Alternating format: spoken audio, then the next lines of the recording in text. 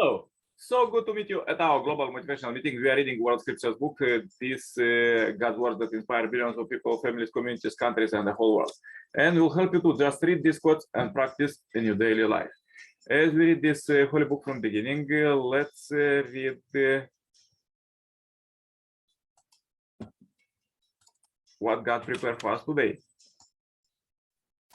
Giving away one's wealth and finding contentment with little.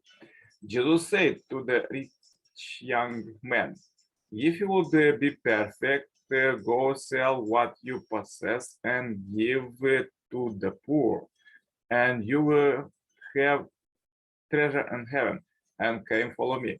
When the young man heard this, he went away sorrowful, for he had great possessions. And Jesus said to his disciples, truly I say to you, it will be hard for a rich man to enter the kingdom of heaven. Again, I tell you, it is easier for a camel to go through the eye of a needle than for a rich man to enter the kingdom of God. If being new, as I know the fruit of sharing gifts, they would not enjoy their use without sharing them, nor would them taint of sickness obsess the heart and stay there. Even if it were their last bit, their last morsels of food, they would not enjoy its use without sharing it, if there were anyone to receive it. This is the way of Torah. A morsel with the salt shall you eat, and water by measure shall you drink. And you shall lie upon the earth, and you shall live a life of hardship and labor in the Torah. If you do thus, happy shall you be, and it shall be well with you.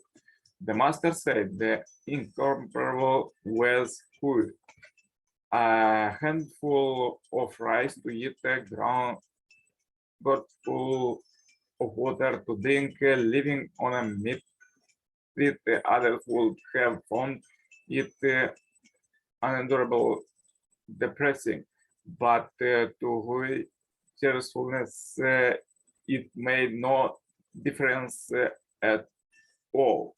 Incomparable indeed was food. Further, let's read quotes from the Messiah for the wealth we have belongs to heaven. It belongs to God. It belongs to those who are living for the sake of others. Therefore, let us not use our wealth for personal benefit, otherwise we shall perish. It is that handkerchief you pocket yours? No, it does not belong to you. You think it belongs to you, but you are mistaken. You are mistaken if you think that your house belongs to you and the land under your name.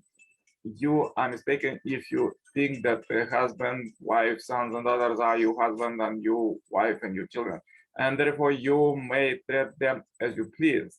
That concept ownership is an evil way of thinking which arose after the human fall.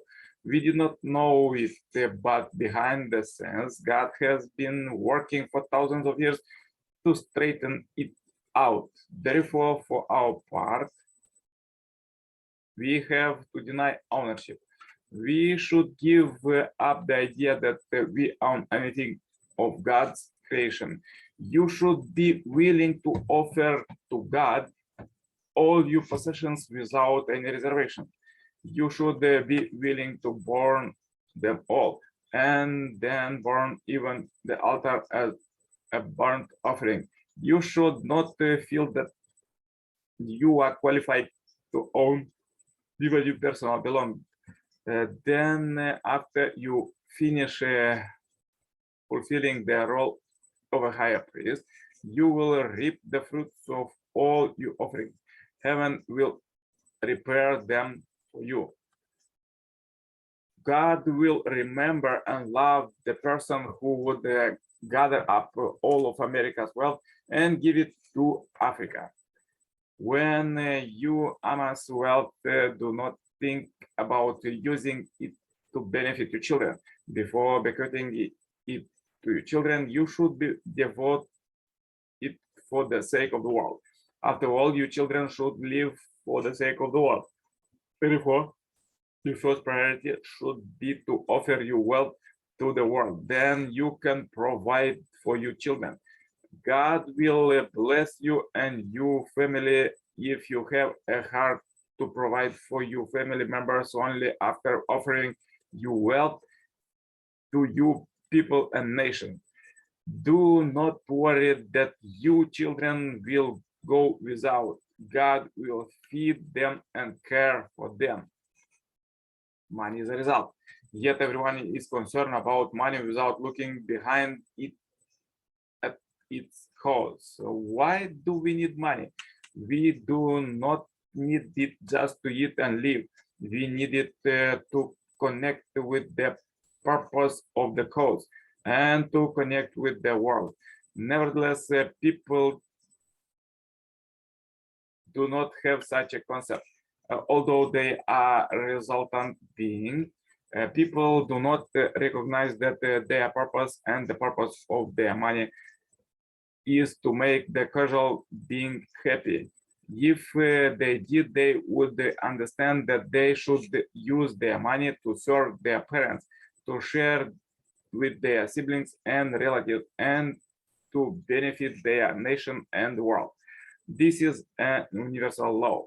If your nation is pleased that you are wealthy, and if your parents and siblings are pleased as well, then you can freely enjoy your wealth. Wherever you go, wherever will be pleased, but if others are resentful of your money while you alone are pleased with it, then you are bound to decline. From this perspective, business conglomerates that operate based on pragmatism, amazing great profits on the back of their workers will surely decline. They will be punished by heaven. Moses lived in the opulent place of the Pharaoh, but he belittled it, saying, "So what?" And thought more of these people. Therefore, he became a leader of his people. People in the everyday world can purchase a home, appliance, furniture, and live a comfortable life just by working 8 hours a day.